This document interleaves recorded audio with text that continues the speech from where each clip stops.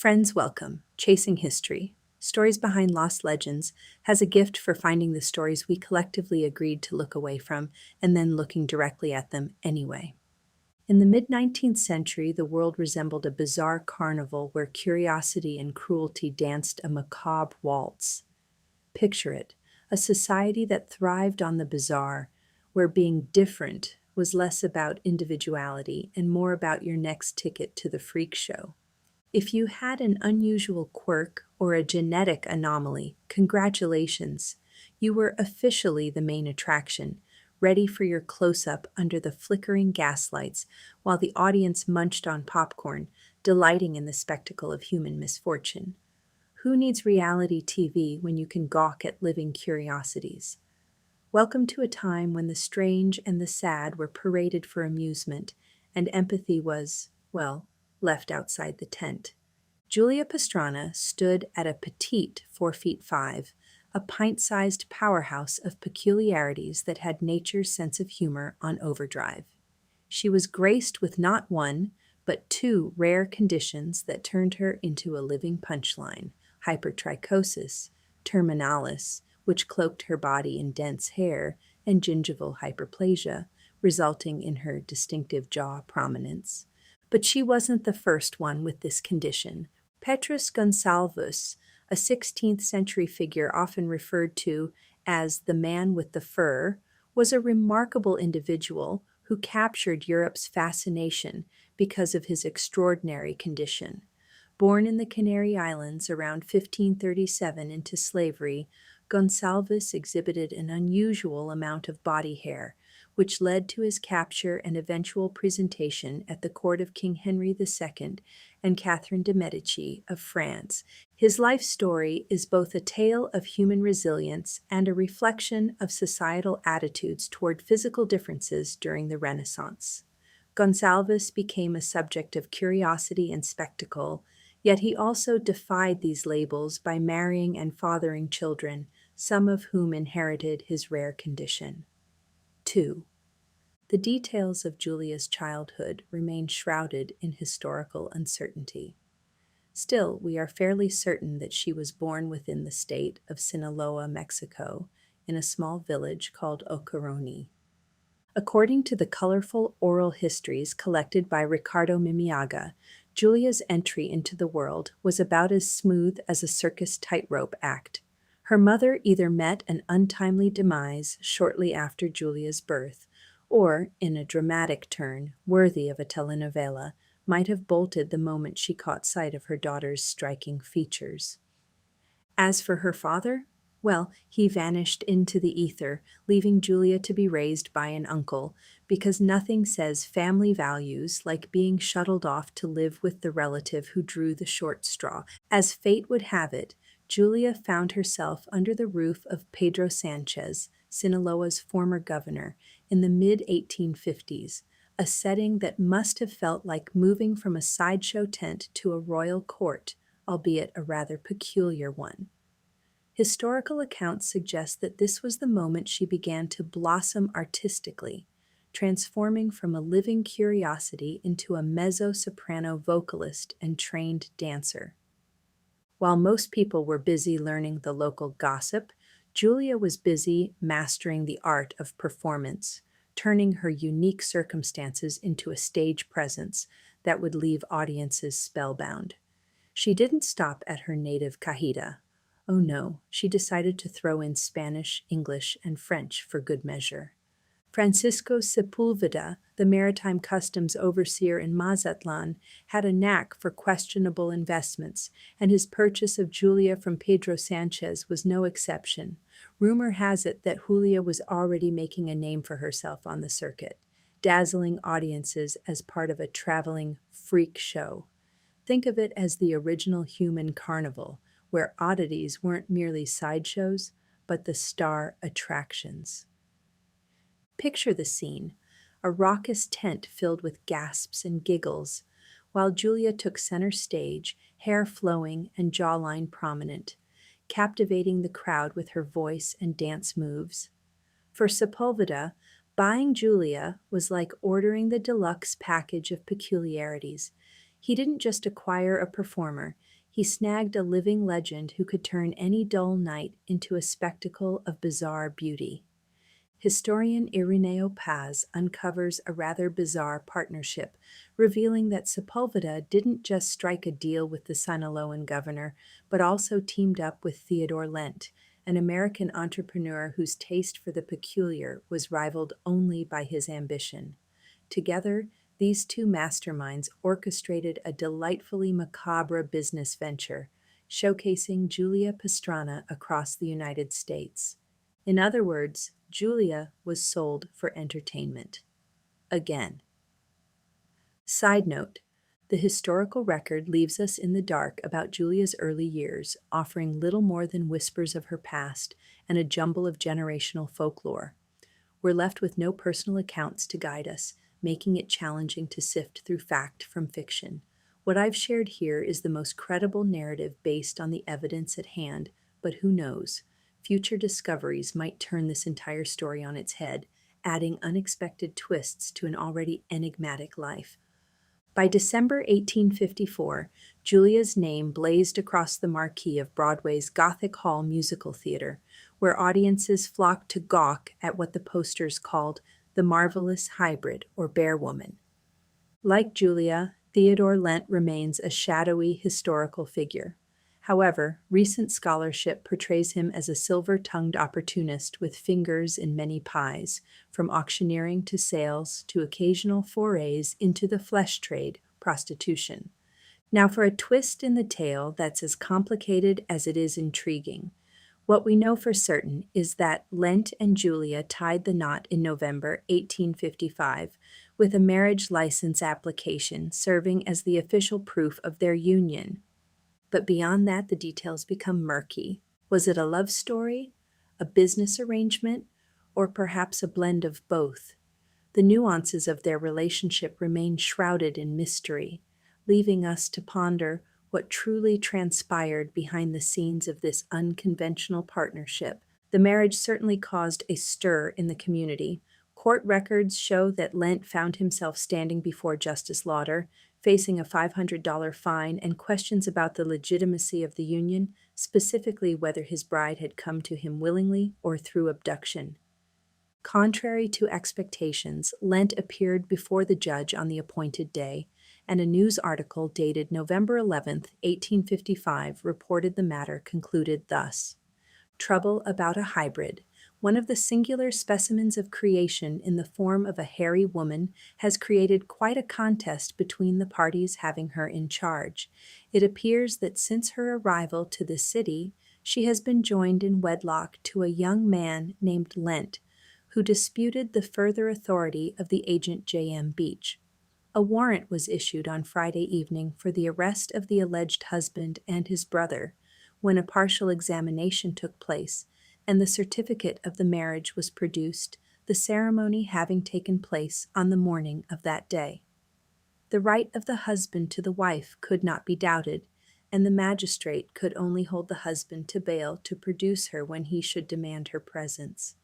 She stated on Saturday that she was married and would not give up her husband for anybody. Her face is entirely covered except on the cheeks under the eye, with a black hair, and her whiskers are quite luxuriant. Unlike all other specimens of humanity, her gums project in front and are entirely longer than the teeth, which are very small and entirely obstructed from view except in the lower jaw. The matter will probably undergo further investigation. Julia's journey was nothing short of epic, taking her from the vibrant theaters of the U.S. to the opulent stages of Europe and even into the far-flung reaches of Russia. Talk about a world tour that could rival today's pop stars. Despite the often grim and grueling conditions that accompanied her life on the road, think cramped train carriages and less than glamorous living arrangements, Julia managed to radiate a warmth and charisma that captivated audiences everywhere. It was as if she had a superpower. No matter how harsh the spotlight or how cruel the world outside, she could charm a crowd with a smile and a song.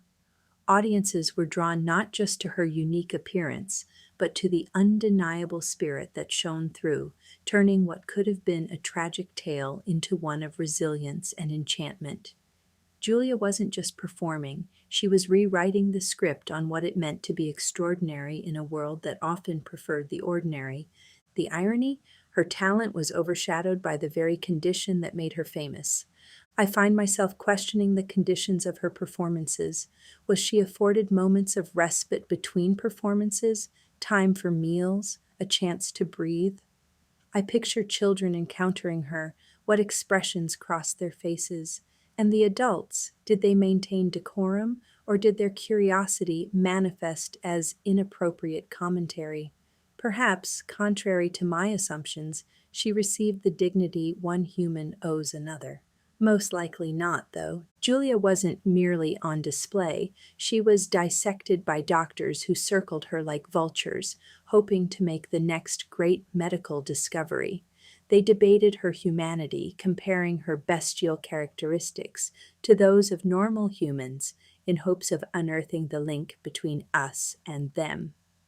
I'm relieved to report that a handful of physicians recognized Julia's condition for what it was, not some medical oddity to be gawked at, but rather a documented ailment that simply doesn't cross most doctors' desks. In 1859, while Julia was navigating the glittering yet unforgiving world of Russia, tragedy struck with a heart-wrenching blow. At just 26 years old, she gave birth to a son, a moment that should have been filled with joy and promise. Instead, the newborn's life was tragically cut short, passing away just days after entering the world. The profound heartache that Julia must have felt as a mother is unimaginable, a sorrow that would linger long after the loss. And if you thought her journey was already a circus, let's not forget the delightful addition of her husband, who had a unique entrepreneurial spirit of his own. While Julia was navigating the stormy seas of grief, he decided that the time of mourning was the perfect moment to cash in on her fame. That's right, he sold tickets for people to visit her, as if she were some macabre museum exhibit. But the darkness didn't end there. In a chilling twist of fate, Julia's story took an even more sinister turn after her untimely death just days later. In a shocking display of greed, her husband made a deal that would make any horror movie plot seem tame. He sold her body to a scientist who had a penchant for the grotesque. This scientist didn't just put Julia on display, he stuffed her alongside her newborn son, transforming their tragic ends into a morbid spectacle, an eternal exhibit that blurred the lines between science and macabre curiosity. But Lent wasn't finished with his bizarre entrepreneurial escapades just yet. In a twist straight out of a carnival sideshow, he quickly married another bearded lady from Germany, proving that he had a type and a flair for the dramatic. Together, they hit the road, embarking on a tour that was both a tribute to Julia's legacy and a bizarre spectacle of its own. Imagine the promotional posters. Two bearded beauties under one tent. It's the kind of marketing that would make any modern-day promoter green with envy. The saga of Julia and little Theodore took yet another tragic turn after being purchased by Earl Jaeger Lund in 1921. As a Norwegian show promoter, he displayed their remains at his amusement park and took them on tours, extending their grim story of exploitation well into the 1970s. By 1972, public sentiment had shifted significantly, leading to enough outcry about the horrendous spectacle that their remains were finally put into storage at the Oslo Fairground. However, this was just the beginning of their further mistreatment. In 1976, vandals broke into the fairground and damaged Julia's body, showcasing a disturbing lack of respect for the deceased. Tragically, they threw little Theodore's body into a ditch where it was left vulnerable and ultimately devoured by mice, a heartbreaking end for a child who had already faced so much. In 1979, the nightmare continued when Julia's body was stolen, only to be recovered shortly after in a suburban garbage dump. To add insult to injury, her arm was severed, a shocking act that reflected the continued disregard for her dignity. 4. After a lifetime of twists and turns worthy of a Gothic novel, Julia's body found itself shacked up at the Institute of Forensic Medicine at the Oslo University Hospital, where it was left to collect dust from 1997 until 2013. Indeed, the debate over Julia and her son's remains sparked significant controversy, reflecting differing opinions on ethics, science, and respect for the deceased. Some advocated for holding on to their bodies for future scientific research, particularly with advancements in DNA analysis. The potential to unlock insights into their unique conditions or contributions to medical science was tantalizing, prompting some quarters to push to preserve them for study.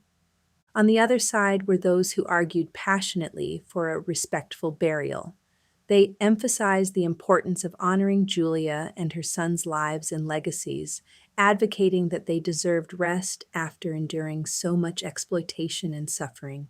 This clash of perspectives highlighted broader ethical questions about the treatment of human remains, especially those of individuals whose lives had already been marred by public spectacle and commercial exploitation.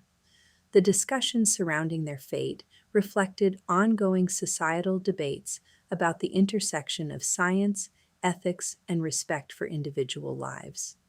In 2005, while in Oslo for an artist residency, Mexican artist Laura Anderson Barbada stumbled upon Julia Pastrana's haunting story and felt compelled to take action.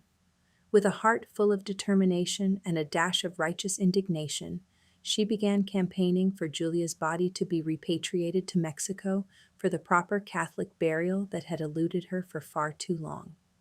It was an uphill battle, as Julia had spent decades as a tragic spectacle, and now her legacy was tangled in bureaucratic red tape.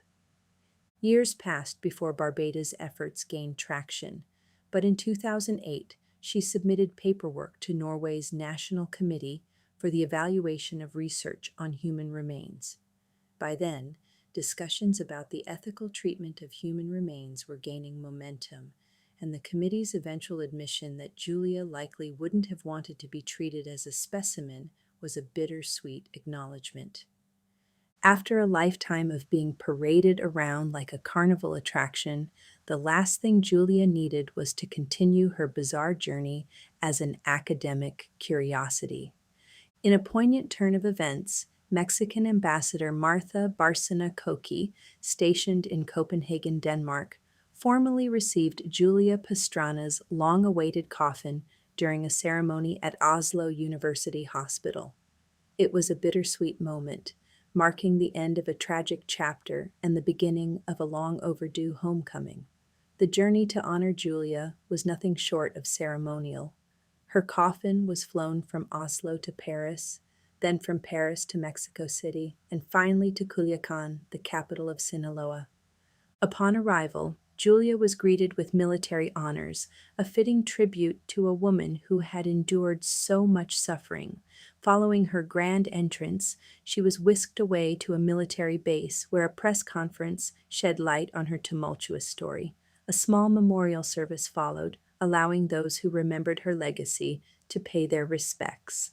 The next day, she was transported to Sinaloa de Leyva for her final resting place, where she was finally laid to rest. Final thoughts. Julia Pastrana's tale is a haunting reminder of how society has treated those who do not fit the mold. In a world still grappling with issues of inclusion and acceptance, her story resonates with the plight of many who have been marginalized or objectified. In the end, it leaves us with a darkly humorous yet sobering question. What does it say about humanity when we seek amusement in others' misfortune? Julia's life reminds us to reflect on our own views of normalcy and to consider how we can create a world where differences are celebrated rather than exploited.